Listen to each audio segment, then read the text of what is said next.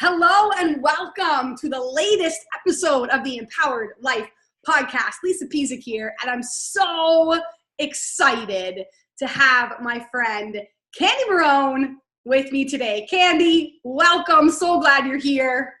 Hey, Lisa. Thank you for having me. And I love your energy, and I love the whole empowered space that you play in. So thank you.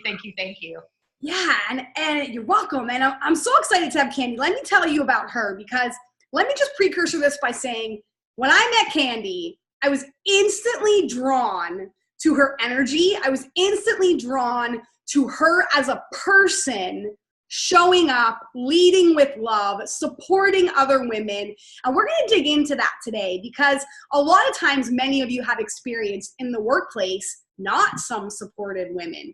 People that don't want to see you succeed. And I don't know about you, but I always had a hard time wrapping my head around that. Why wouldn't we be supportive and positive and happy for other people? But again, sometimes people are not like that, and that's what makes the world go around, unfortunately. But when I met Candy, I was drawn to her love of supporting women, making these heart-centered leaders realize that when you lead from your heart, you lead from your soul, that's when the magic really happens. So let me tell you about Candy. Candy is the CEO of You Empowered Strong. How awesome is that I have her on this Empowered Life podcast? She's a leadership development expert, trainer, and coach, as well as an international speaker, Amazon best-selling author, and the pull no punches accountability powerhouse. That is your baby, Candy. And I love that, right? Because so many times we let excuses get in our way. You work at bringing the heart back to leadership. You've got 20 years in corporate. You've got your degree, your bachelor's degree in mechanical engineering. You are a black belt. Look out, everybody. She's a black belt. Sigma, let's just qualify that.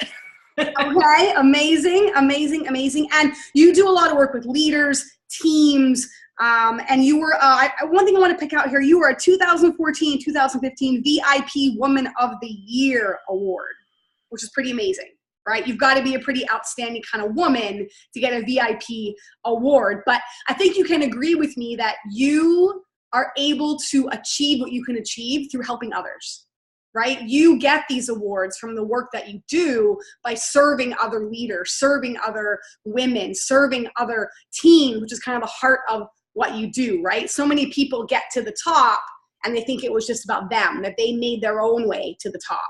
Where sometimes when we say, no, it's the team that helped us get there. It's helping other people achieve their goals that helps us achieve our goals. So that teamwork, that heart leadership, that staying focused, that energy that you need to have to give and serve to others, that's the kind of stuff that I really want to start talking about. Because so many women sit back and go, I'm set up to fail. I can't be a leader. I work in a toxic environment. I've got these biases or excuses in my own brain as to why I can't do the things that I want to do. And I want to dig in to help people kind of overcome some of that. So one thing that you've kind of branded is this whole concept of noise, destroying the noise. And I love that it's not like push the noise to the side, sweep it under the carpet. It's like, no. Get real, people. Destroy the noise when you want something in your life. So tell me a bit about that. Yeah, absolutely. And I will tell you that everything I do comes with a very purposeful punch, which is the whole tag for destroy the noise, right? And I have to go back first before I can talk about the noise around where the space of leadership, right? And it's all about the fact that leadership is a choice, because we get into this part of the noise we believe into or we buy into is leaders are either born or they're created. Like you've been tagged with some special magic wand that says, Lisa, you were deemed a leader because you were born with the qualities and characteristics. Or, wow, you are the chosen few that's going to get guidance and light and all these skills. BS. And I want to call foul on that, because it gives everyone a reason to cop out. And so when you realize that leadership is a choice, it's a choice in how you choose to show up, how you choose to serve others, and how you choose to take personal responsibility inside that space, then you put yourself in a position not only to say yes to yourself, but to destroy the rest of the noise that's getting in your way. So you first have to acknowledge that leadership's a choice. that it is your responsibility to use the gifts that were given to you to play in that space full out and authentically, and that you are to take responsibility for what you believe, what you think, what you expect, what you say, what you do, because you are the only person that can control that. You can't control it for someone else. So then when you get clear about that, are you positioned to say, then how do I destroy the noise getting in the way? And you can blame it on 20 years of corporate, but everything I do has kind of an acronym to it too, right? Even my company, You Empowered Strong, spells yes. Yes, say yes to yourself, right? Noise is no different. So noise, the fundamental components of noise are 5 pieces. First is the N, which is the negative self-talk, filter, and frames we are creating. We get very clear on self-talk, right? But we don't realize that we're inadvertently putting these other frames and filters that are getting in our way in terms of how we show up, engage with others, and communicate. And it might even be something as simple as, I'm not an expert enough, or they can't afford me. So we don't show up playing full out to let someone else decide. So we steal their permission. And so that becomes a negative block in terms of someone getting to decide how to engage with us fully, how to take value from us, how to whatever else, right? So the N is that negative self-talk, filters, and frames, and there's a whole slew of stuff in there. The O then is all around the opinions of others. You choose, and I cannot stress that word enough, choose to internalize. So that's both the naysayers, which oftentimes are easy to go, okay, I don't need this negative stuff. But what about the well-intentioned people that say, but I love you, I want to protect you? They are getting in your way for stepping out and taking risks and putting full momentum forward, and you're not getting uncomfortable because you're letting someone else create this false protective bubble around you. I is the inefficiencies you are creating in your daily activities. This is the wasted space on your calendar. And I always say it comes from 2 baby eyes. One is the inability to say no to the things that don't serve you. So you got to say yes to yourself so that you can know what doesn't serve you. And the other eye, and this is tricky for people, the other eye is the inability to properly qualify and dequalify both opportunities and people showing up. We get really excited. I'm the biggest violator of the shiny squirrel syndrome. And so I'm like, ooh, and it's an opportunity, not realizing that I have strategies and filters to qualify and dequalify whether or not I should be putting my energy. Because we create this wasted space, right? Which then takes us into the S, which is the shoulding and shaming you're doing all over yourself. And yes, people hear something when I say that, when you're shoulding all over yourself. There's your brain does something, because it is. You're burying yourselves in layers deep with I should. Ooh, that's exhausting. And then the last piece is the E, which is the excuses we create and perpetuate. And I say that they usually stem from 4 categories: the fear of criticism or judgment, the fear of money, the fear of failure, which more times than not is the fear of success, and the fear of rejection. I'm so afraid of the no. And there's clear strategies inside of each one of those to help you break down those barriers and truly destroy the noise. Wow. Okay. So I could for about 7 hours on this podcast, which is amazing, right? And I love that you have it in frameworks, though, because yes, that's your corporate background, but that's how people learn too, when they can break it down systematically. Because so many times we hear these airy-fairy, just take the first step, or like I was talking to Alex last week, just face your fears. And you're like, I don't know what to do with that. Just put yourself out there. And you're like, I need something concrete that I can wrap my head around and go and do, right? But one thing that hugely jumped out at me was all of this requires energy, whether it's good energy or bad energy.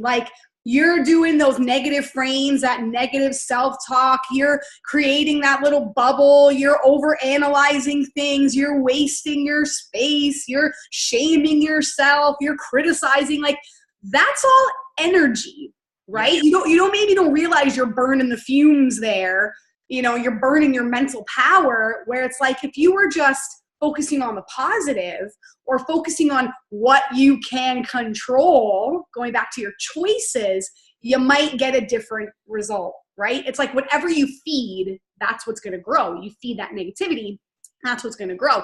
You feed that positivity, that's what's going to grow. So I think this whole negative self-talk and frames, just that end that you start with, I think is huge, right? And you talk about heart-centered leaders and, coming from the soul and getting down to your values.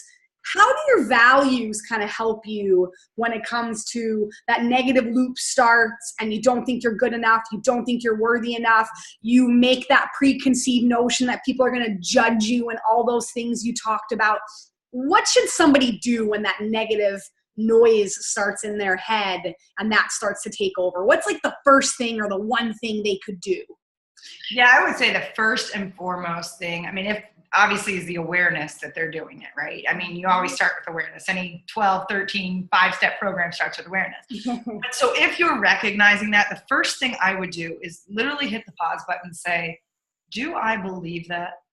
Do I believe that? And if I do, if I really believe that, is it 100% true?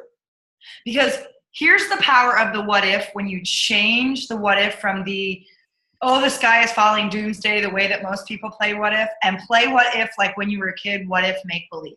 And so then I always tell people, ask the question, what if I didn't? What if I choose to believe something else? If that's not 100% accurate, or there's any chance that something else could be real, what if for just this moment, I entertain the idea that, what if I am worthy? What if I am a freaking rock star? What if I am blah, blah, blah, blah, blah? What if somebody really needs me right now? What if? And if you can play a what if game, that can change everything, because it's really hard, because like you said, it's energy. And I tell people all the time, it takes the same amount, and actually it takes more energy when you're playing the doomsday what if, oh my God, the sky is falling, what if I fail, what if I suck, what if they hate me, what if they blah, blah, blah, blah, blah, blah. Because in that space, you actually have to create and manifest a BS story to go with it. You have to make up a story to make that real, because 9 times out of 10, 99.9% of the time, that has never, ever, ever happened to you to begin with. So you are making up a story, whereas this other what if has already been a seed that's been planted inside of you. It's already this thing that gives you fire and passion, and it's already been like kind of marinating. It actually takes less energy to just go, what if I just let that grow? What if I just played in that space, stop adulting for 5 minutes and play in that space? What if? And I tell people all the time, I'm a lazy high performer. And people are like, what? I'm like, I'm a lazy high performer. I want to get there the fastest way possible, and I am not going to do a line like this when I can go diagonal and go straight. So if it takes more energy to play in this space that's negative and gloom, and I got to create a story to go with it, I'm going to play in a space that gives me more energy back. Mm-hmm. It's like the frowning, smiling thing, right? Mm-hmm. I think I read somewhere it takes 91 muscles to frown, and it takes 7 to smile, right? So people are like, why do you smile all the time? Because I'm lazy. I'm a lazy high performer. It absolutely takes less work for me to smile. So I want to play in a space that is allowing me to use my energy in the best way possible. And it all starts with changing your what if. Totally. And in this day and age, that's what we want. We want things faster. We want things quicker. We want accelerated results. But so many people don't realize that that relates to energy. That relates to the path that you choose. And one thing that came up for me when you were talking about play, like stop adulting and just play a little bit, it goes back to that metaphor about kids, right? Like when kids are learning to walk, like they say, they fall 10, 20, 30, 40, 50 times, and they never get mad. They never are like, maybe I shouldn't do this walking thing. It's like they fall, they giggle, they get up, they learn in a different, like they just keep going. Right? It's not until they get around, like my little guy's age now, 3.5, 4, where they start to see when us adults start to go, oh, don't do it that way. Oh, be careful. Then they start seeing our reactions or our dislikes or our worries, and that makes them second guess. When they're so little, they just fall all over the place, face plant, go and do their thing, and just keep going till they get it. So I think it's a great analogy that it's like, stop adulting, allow your brain to be a little bit imaginative. Is that a word? Imaginative? We'll make it a word now. I make words all the time. And think about that what if, right? Choose a different path. I think that's huge. So for you in corporate, you had to like bust down some doors, punch down some doors. You love that punch stuff, right? You had to punch and kick down some doors to get to where you are. And I would imagine there were a lot of biases and judgment and that sort of stuff maybe that you encountered in your course of getting to where you are now. So at any time in your career, did you have those doubts where you were like, I ain't gonna cut it, this isn't for me, I should take, that negative, take a different path, I should just pull back and go do something easier, I should take the easy road? Didn't you talk about that somewhere in here? The comfortable, people in the bubble, right? I should stay in that comfortable space. Tell me about a time, how did you get over that? Or tell me about, did that ever happen to you and how did you overcome that? Yeah, I would say might be a strange answer, but I've always had like split personality disorder where this comes from.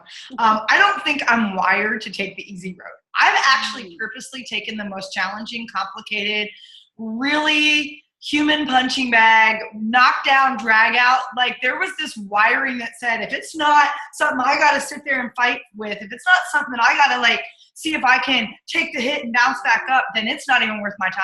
I got so ingrained in my head, no pain, no gain, that I literally went after those environments that like everybody said, no way, no how, not touching it. And I was like, game on.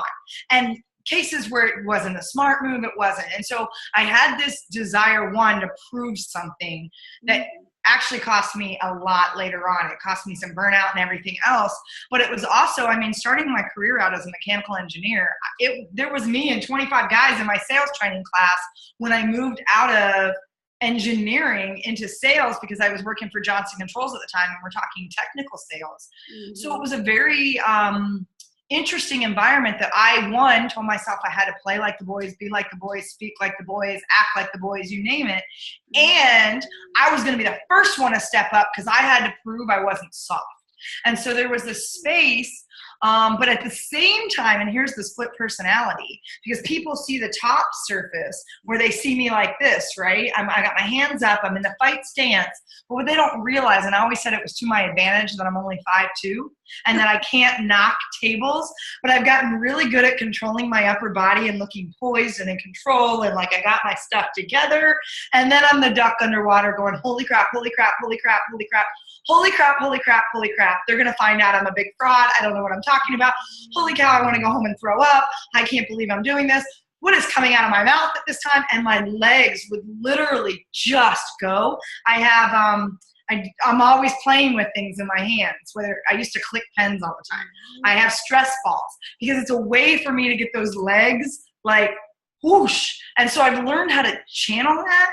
But I have to say I go between the I'm superhero, whatever, and I can go conquer the world, and oh my God, who the hell do I think I am? And Kandi, did you just say that? And what came out of your mouth? And I had several incidents with that, with managers, with colleagues, where then I had to decide, because several times I would say something that would not be expected because I was a woman in that role. And I would go, okay, I can do what's expected and apologize, because that's one of the ways women create that negative self-talk filter and frame, is they start sentences with I'm sorry, and they apologize when they were being intentional. And so I had an instance, for example, with a GM at one of my jobs, and I very much met, he was 6'8", I was 5'2", and I met him head to head. And something flew out of my mouth, the right thing at the right time, and I went, oh my God, I'm going to be fired tomorrow. Because I really pushed back on him. And I looked around the room and all my colleagues were there. And I went, I have two things I can do right now. And we'd had a couple cocktails and some other things. And I go, I can sit here and do what they expect, which is, oh, I'm so sorry, I didn't mean to say that. Or I can do what I did, which was I picked up my drink. I looked at every single person in the room and made eye contact and took a swig back. And I sat down, crossed my legs, and went, I was dying inside, but I held my space. Yep. The respect I got after changed drastically because I chose to own my voice and I chose to keep integrity in my intention. I meant what I said, and I was not going to let myself, and notice that I said myself, bully me, because they weren't going to bully me. I was going to bully me and tell myself that I shouldn't have done that and have the shame. And I absolutely should have done that. And it changed the trajectory. That moment actually was a big trajectory changer in my career because I was like, wow, I do have a voice and I have a worthiness in stepping into it and being in integrity with the intention that I put out there. Yeah, I you can't see my arms, but I have goosebumps, right? It makes me think of, I read Sheryl Sandberg's book, Lean In, and she talks about sit at the table. Talks about so many meetings that she went to where the men were around the table and the women were invited, but the women would take a seat away from the table. And we have to stop doing that. We have to start sitting at the table. We have to start making a space for ourselves. We got to pull the chair up and say, my voice is important. My voice matters. And you talk about, go ahead. I was going to say, to that point, I got to interject. Yeah. I was a person, I would literally show up to meetings 2 minutes early so that I could sit in the center of the table, take up as much space as they did, belly up, and be ready when they came in the room. I absolutely wanted front and center at the table. Yeah. And it's like Brendan talks about, go where the puck, what did he say? Go where the puck is. Go where the puck is. Go where the puck is. Like you said, get there early. Even if you in your brain don't believe, like if you got to fake it till you make it kind of thing, almost thing, right? Like if you're like, uh-oh, I'm really nervous, I'm really scared. But like you said, get there, pull yourself up to the table, and now you've put yourself in a position where you're like, well, damn, I'm here. I better show up now. I claimed my space. It's like almost put yourself there before you can talk yourself out of it. Yeah, you do realize I wanted to do Brendan's I'm here. As you said that, you're like, I'm here. I just so wanted to do our I'm here. Right? But it's like, that's so powerful to think that way or to say that, like, I'm here, I'm showing up, I'm owning it, I'm owning my voice. And, you know, you talked a bit about integrity. And I think, again, that goes back to your heart-centered, leading with your heart, leading with your soul. Have there been other times where your integrity has been challenged in your course of this? Or have there been times where you're like, I should do this, but my gut and my heart is telling me I should do this? And how did you kind of navigate? How do you navigate with your integrity? How do you always choose your integrity first? Because as you said, at the end of the day, it's your voice, it's your integrity. Nobody can ever take those things away from you. So how do you navigate and lead with your integrity first? Yeah, I had a really good example of that my very first job out of college. I was recruited and selected right away. I went out to a city I had never visited before, let alone was there. And let me just say, it was absolutely an environment that did not serve. Not only was the city not the right fit for me, and the cultural just struggle, and it was just not a place I would ever willingly move to again. In addition, the company that I took my first job with really had practices that were definitely out of alignment with my own integrity, were very morally challenging for me. I was miserable. They literally had never had a female with a professional degree in their office. And so there was many, many layers of what didn't feel right. In fact, I had a mentor of mine tell me to keep a CYA journal that I thought was crazy. He goes, you document everything you do in conversation, to which actually turned out at one point when my boss came in and was like, did you reach out to this mechanical contractor? And I said, yes. He goes, I don't think you did. And I flipped my notebook and said, this date, 9 a.m., here's what I asked, here's what he said, here's the follow-up. So it was just really out of integrity on so many levels. The way we went after clients, the whole being in bed with clients was just so, I would go home with gut-wrenching, I would cry every lunch hour. I would go home with these gut-wrenching Yet it was my first job out of college, right? And I'm supposed to be grateful for the fact that I got an engineering job that pays me like this, and it moved me and all these things, and it was getting close to the holidays that year. And I had been there, I'd moved in a blizzard, it was blizzarding again, the weather was awful. And it was just one of those that as I was getting close to the Christmas holiday, I went, I can't be here during the holidays. It will kill me. Mm-hmm. And I literally walked in and I gave my notice without having another job, December 14th. And I said, I'm done.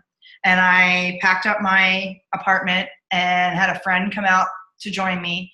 And we drove a truck back to my mom's, where I told myself I will get a job within a month. By the end of January, I was working for another company.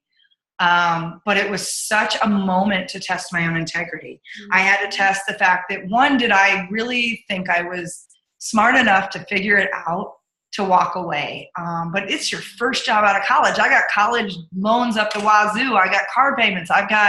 And everybody's judging me. Everybody's going, oh, you copped out. You're a female engineer that couldn't make it.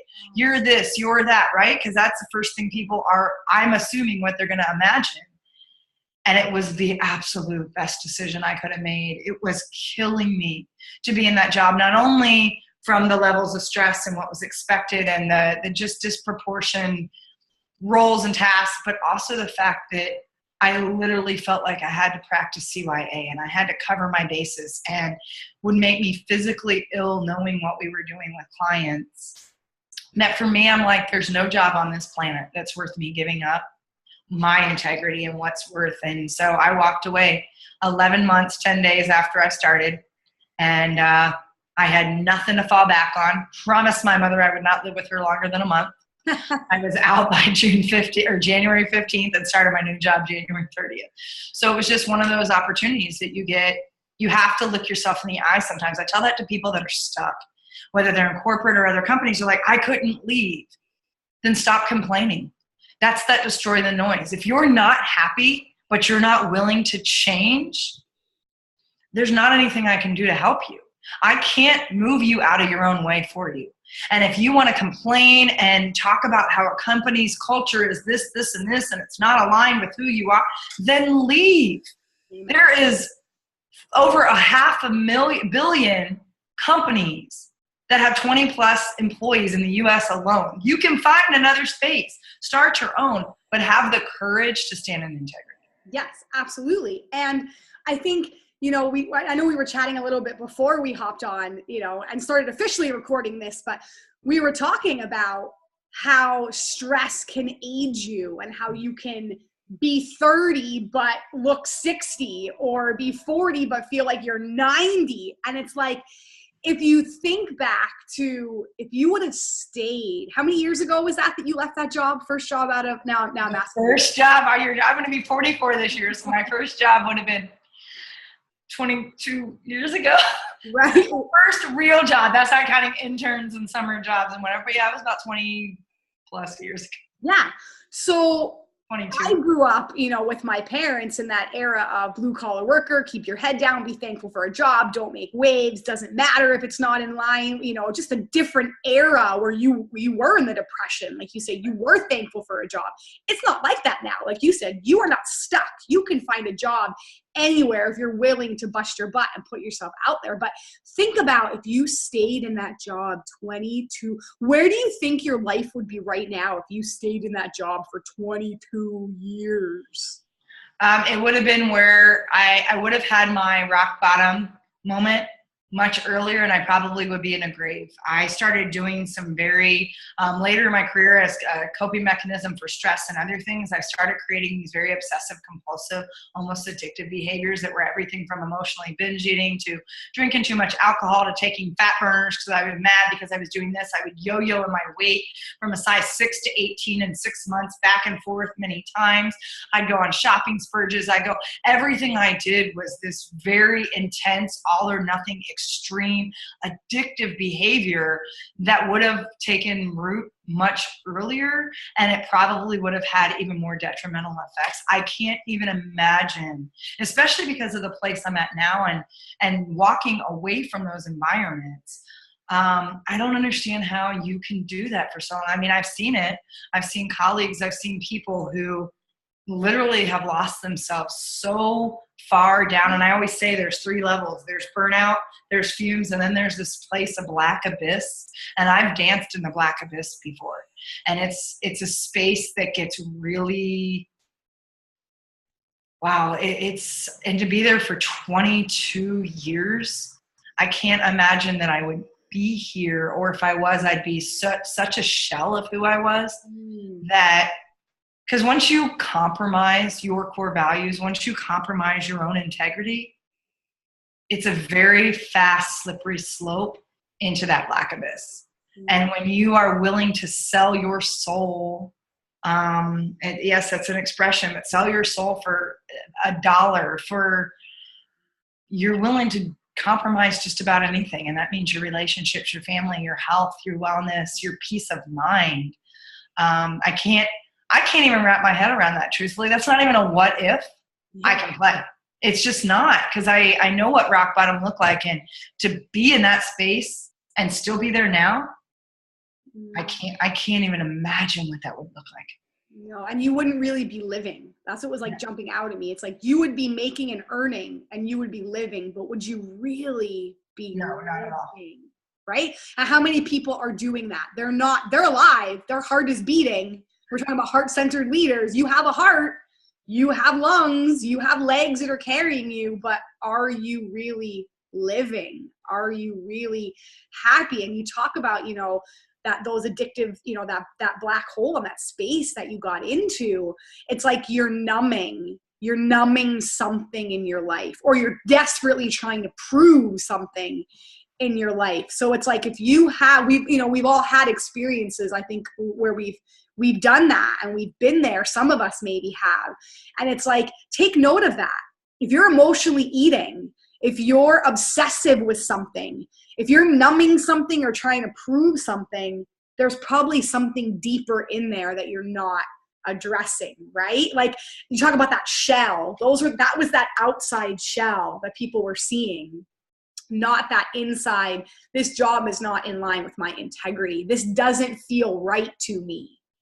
Right? And so many times people go, this doesn't feel right to me, but it pays well, I'm comfortable, I should be doing this. People are looking, like you said, people are looking at me, people are looking up to me, people are judging me, and there's all these reasons why, you should stay, but you can't, because you're not really living. And to me, it makes me think about that long term. If you're not happy and you're like, oh my God, 5 years from now, what is my life going to look like? Yeah. If that isn't the life you want to live, then you got to start making some changes now, right? Yeah. So tell me about life now. So you are an entrepreneur, you're doing this amazing summit. Tell me a little bit about the summit that you're doing. Yeah, so I do. I have my own business now, and I get to go out, right? I get to go out in the spaces that really need help. Especially for like the mid to upper level managers and leaders of large organizations, corporate, they got a lot that's coming downhill and they got a lot that's coming up, and they're that space in the middle a lot of times that doesn't get enough support.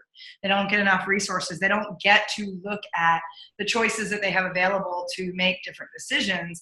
And so with that, over the last, several years that I've been working on, my business and pulling these resources together and doing these training workshops in these amazing spaces, I am launching the Leaders Empowered Strong Summit in Milwaukee, August 9th through 11th, which is that space to bring those leaders that are leaders of leaders, that are the trainers and doing leadership development, that are growing emerging leaders in their companies, that are out recruiting and hiring new talent.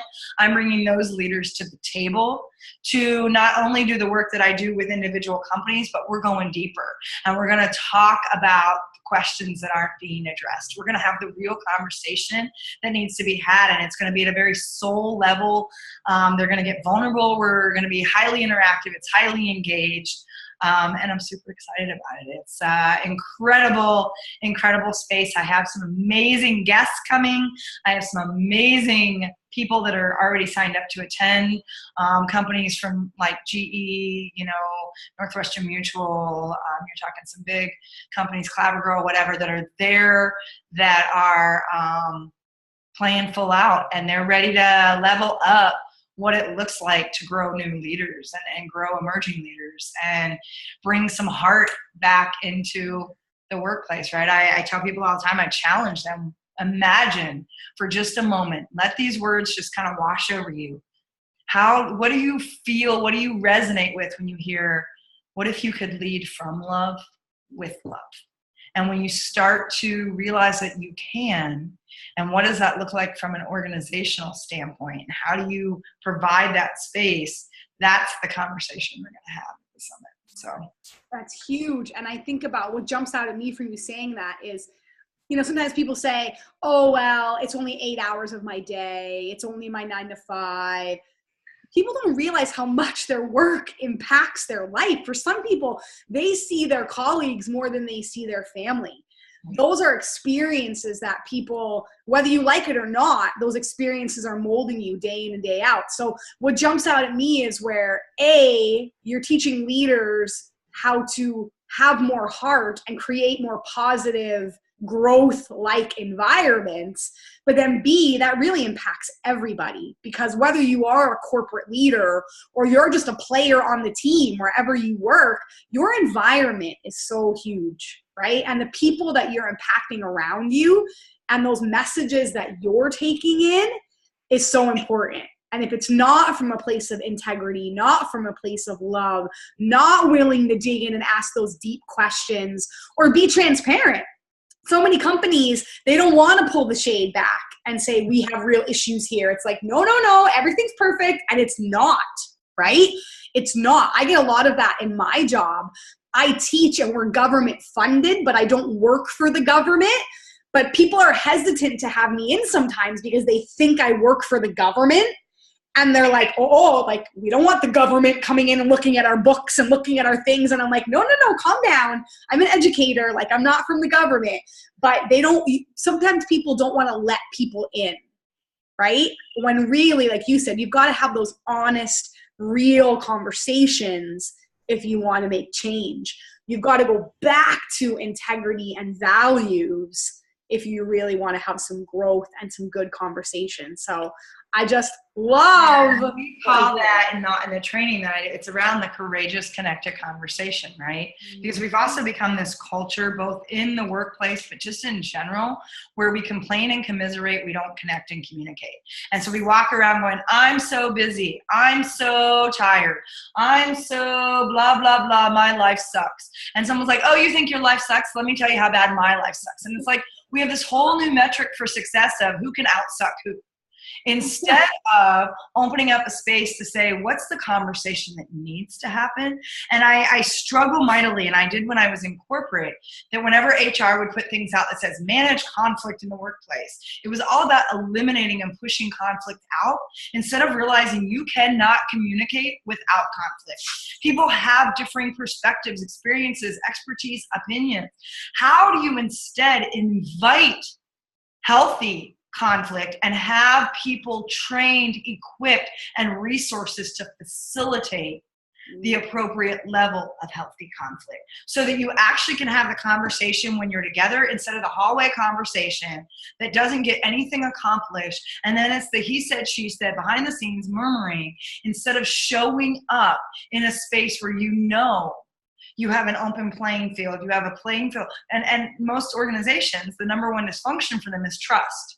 Yeah. And lack of trust. And so you have to create a space where people feel like they can be seen, valued, and heard.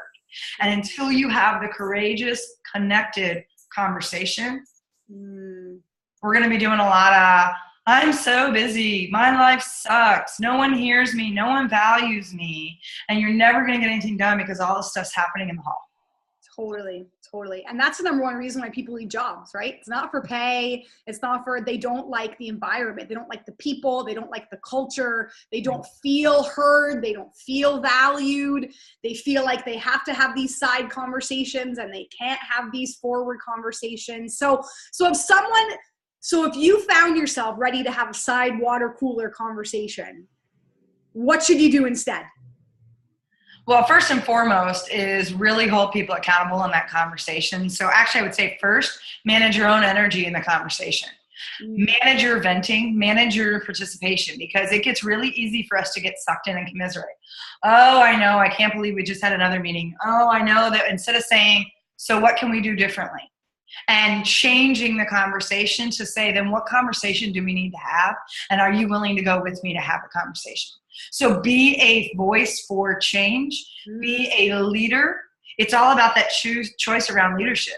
Leaders don't sit there and commiserate and complain and get sucked into the drama and the gossip and the negativity. Leaders hold themselves and others around them accountable to the bigger conversation that needs to be had.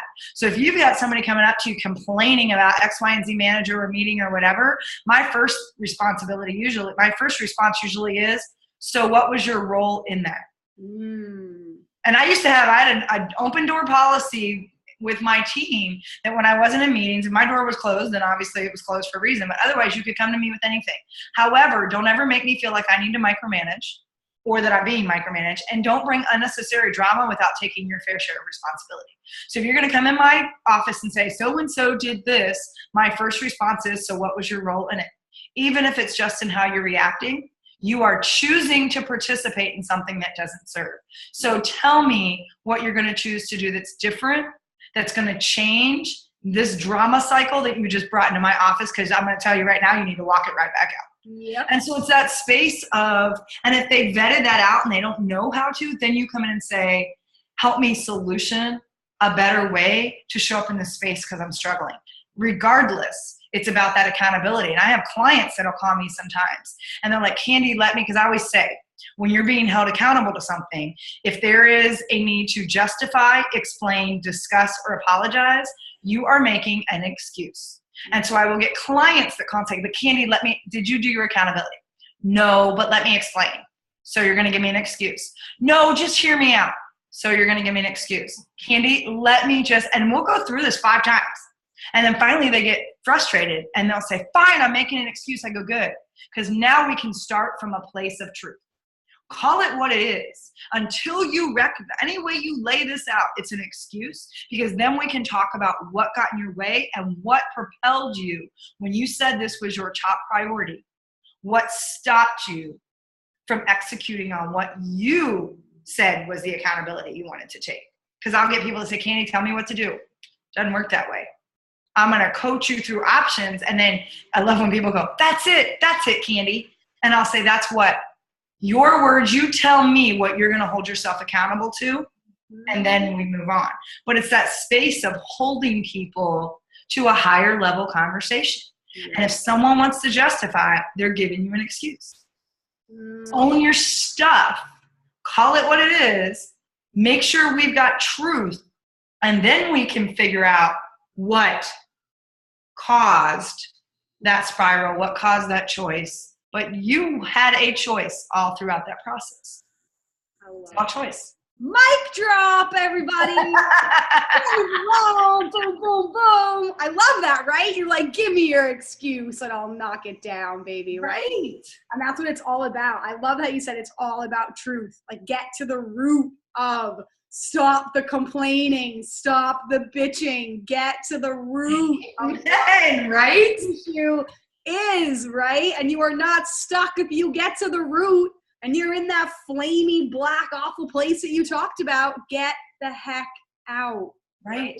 You have a choice at all times. I tell that to people when I'm up speaking in front of audiences. I'll use this demonstration. I said, for example, right now, if you're going, who is that crazy woman on stage? Oh my God, how did I get here?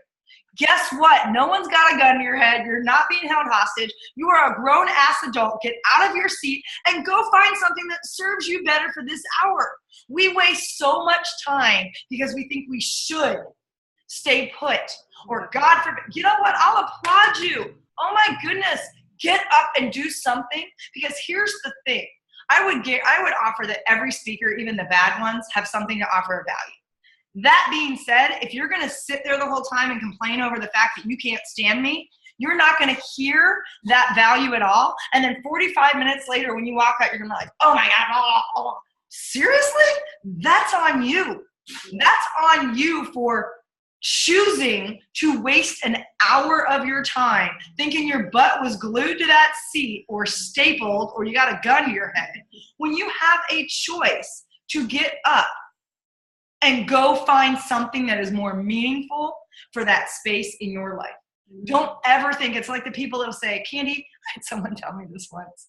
She's like, I want to punch you for what you put on Facebook. She's like, sometimes you make me want to punch you. I started laughing. I was like, that is so awesome. And I said to her, and she goes, you didn't hear me. And I said, I heard you. And she goes, no, I want to punch you. And she just kept getting really frazzled. And I said, it's not me you want to punch. And I said, but here's your choices.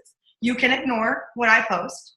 You can remove me from your feed, or you can send me a message to say what just triggered for you, and we can have a conversation that's going to help you move past it. But notice how 1, 2, and 3 had nothing to do with me. Yeah. Anything I say is a data point. There's the engineer in me kicking in, right? It's what I teach people in the opinions of others. Data point. You choose to create an emotional attachment. You choose to participate. You choose to create drama. That it's a word. It's like when people use I'm like, it's a word. You are making it be whatever, which is why you need to have that communication to get clarification, because we make assumptions. That's part of the N and the O. Assumptions that we will say, well, that person meant this. Did you ask them that? Or are you assuming, because that's how you define that word and because it triggered something for you emotionally, that you automatically assumed X because you heard this word out of context and went ballistic? Own your stuff. It's all about taking personal responsibility. It's a choice. Everything's a choice. Amen. Dang. Oh, now I got my UPS guy. Speaking of real noise, my dog's going ballistic. Okay, talking about the noise.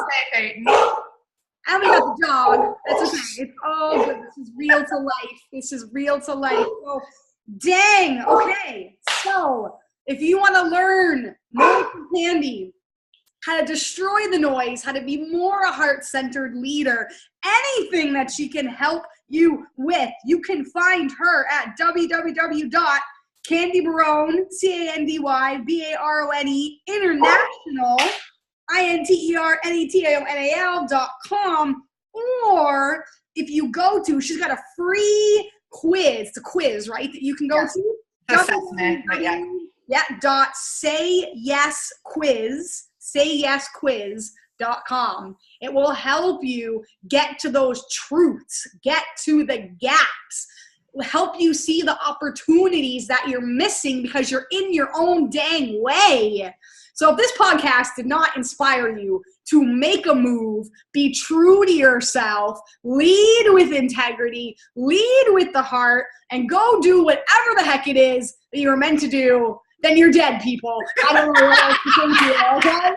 So we are going to wrap it up there. Kandi, thank you so much for spending the last hour with me. You are amazing. Okay. Oh, thank you. This was so much fun. And I adore you so much, Lisa. It is so much fun playing with you. It was just an absolute honor. Thanks. I love it. Awesome. So that's the Empowered Life, and we will see you next